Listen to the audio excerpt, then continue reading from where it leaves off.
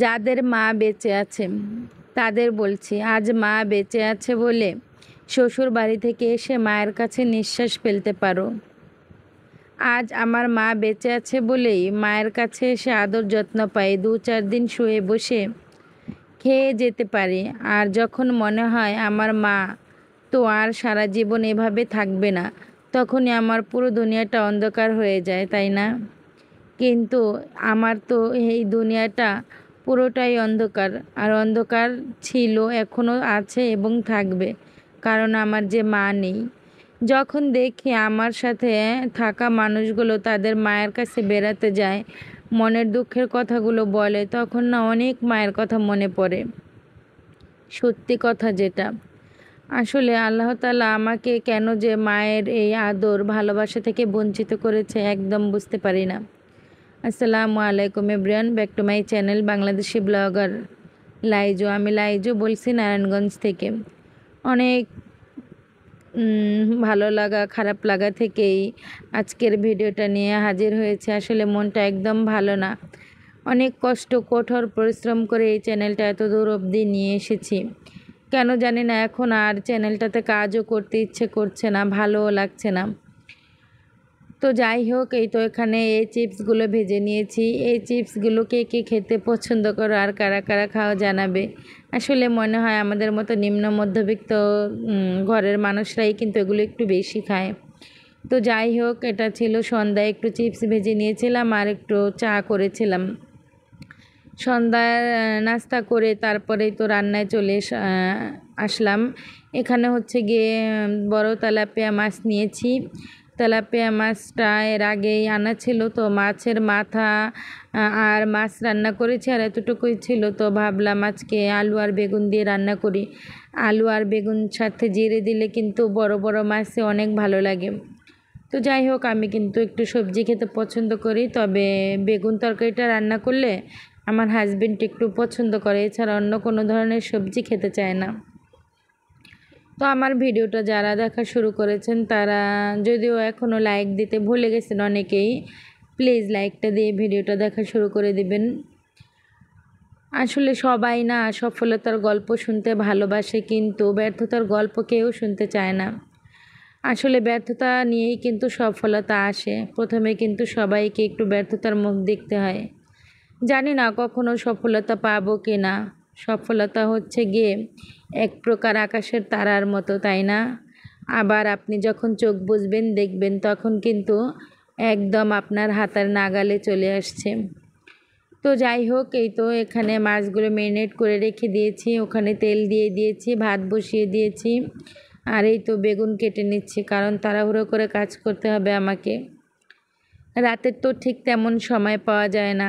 আর যাই হোক, মনটা খারাপ ছিল কেন জানেন?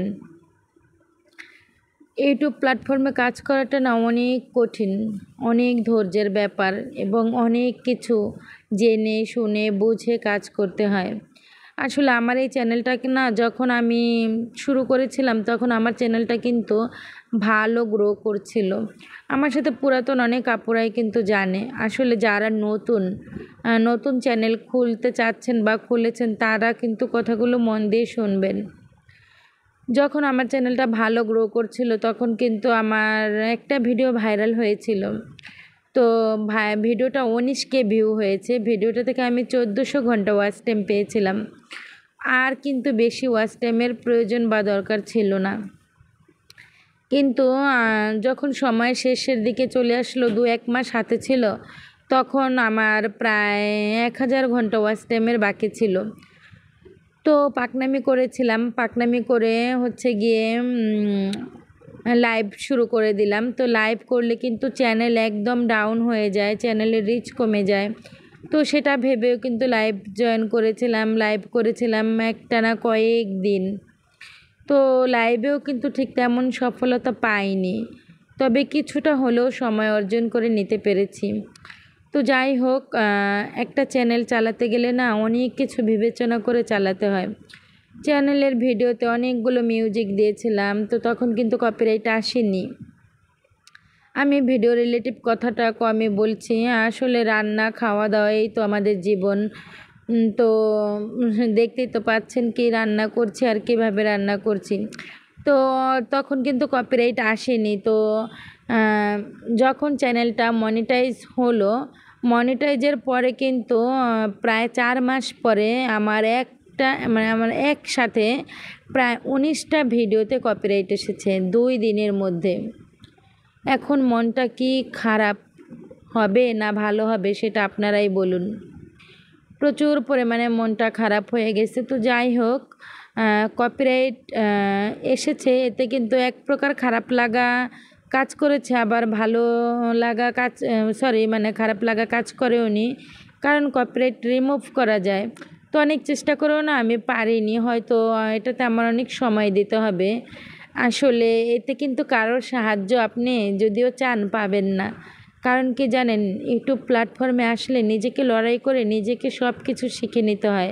কেউ কারো না, কেউ কাউকে কিন্তু কোনো কিছু শিখিয়ে দিতে চায় না, নিজেকেই সব কিছু অর্জন করে নিতে হয়। তবুও অনেক কিছুটা ভালোবাসার আপুরা থাকে, তারা কিন্তু প্রয়োজনে অনেক হেল্প করে, আর তাদের থেকে সেই হেল্পের জন্য কিন্তু পরামর্শও চেয়ে থাকি। তবে ঠিক তেমন ভাবে পরামর্শ যদিও কারোর থেকে পেয়েছি, কিন্তু তেমনভাবে ভালো করে ওরকম হেল্প এখনও কারো কাছ থেকে পাইনি। তবে পরামর্শদাতারা কিন্তু অনেক ভালো ভালো পরামর্শ দেয়, তাতে কিন্তু অনেক কাজ হয়ে যায়। তো যাই হোক, আমার 2টা প্রিয় আপু আছে, আমি বিপদে পড়লে তাদের সাথেই কথা বলি, তো তাদের থেকে অনেক হেল্প পাই। হয়তোবা তারা আমার থেকে আগে মনিটাইজ হয়েছে তাদের চ্যানেল। আর একটা তো প্রিয় আপু আছে, সে তো কিছুদিন পরে হচ্ছে গিয়ে পেমেন্ট উঠাবে। তো আমার ভিডিওটা সে আপু যদি আমি জানি সে পুরো ভিডিও দেখে, তাহলে সে হয়তো বুঝে যাবে কার কথা বলেছি। কিন্তু আমার না এখন আর এই চ্যানেলটাতে ভালো লাগে না কাজ করতে। যদিও আমি অনেক দূর চলে এসেছি, মেডিসিন লেটার হাতে পেয়েছি। এটা কিন্তু আমি এই প্রথম তোমাদেরকে বললাম। আমি চেয়েছিলাম আমার ভিডিওতে মেডিসিন লেটারটা দেখাবো এবং বলবো, সেটা আমি পারিনি, কারণ আমি তো নারায়ণগঞ্জ থাকি, আর লেটারটা এসেছে কামরাঙ্গীর চরে, তো সেখানে যাওয়া হয়নি, তাই দেখানোও হয়নি। আজকে বলে দিলাম। তো অ্যাডসেন্স লেটার কিন্তু আমার আরও আগে এসেছে, আলহামদুলিল্লাহ ডলারও ভালো জমেছে। তবে হচ্ছে গিয়ে কথা কি, তারপরও চ্যানেলটার প্রতি না কেন জানি না একটা তিক্ততা চলে এসেছে। তো জানি না আমি এই তিক্ততাটাকে ধরে রাখবো নাকি ছুঁড়ে ফেলে দেব, নাকি চ্যানেলটাকে আমি বাদ দিয়ে দেব, আমার কেন জানি ভালোই লাগছে না। তো যাই হোক, আমার ইচ্ছা আছে আমি এই চ্যানেলটাকে এক প্রকার বন্ধ রেখে তারপর হচ্ছে গিয়ে নতুন একটি চ্যানেল খুলব। তো সেটাতে হয়তো একটু সময় লাগবে। তো আমার প্রিয় আপু এবং ভাইয়াদের কিন্তু হেল্পের প্রয়োজন আছে, তো আমি জানি আমার আপুরা হেল্প করবে। তো যাই হোক, এই তো এখানে রান্না কিন্তু হয়ে গেছে, আর এই তো তরকারিটা ঢেলে নিচ্ছে। আর এই তেলাপিয়া মাছ না আমরা একটু কম খাই, তবে বড় তেলাপিয়া মাছ দেখলে না আমার কাছে ভালো লাগে। তেলাপিয়া মাছটা তখন খেতে অনেক ভালো লাগে। আর এই তো মাছটা রান্না কিন্তু দেখে হয়তো কেমন বোঝা যাচ্ছে বলতে পারছি না, খেতে কিন্তু ভীষণ ভালো লেগেছিল।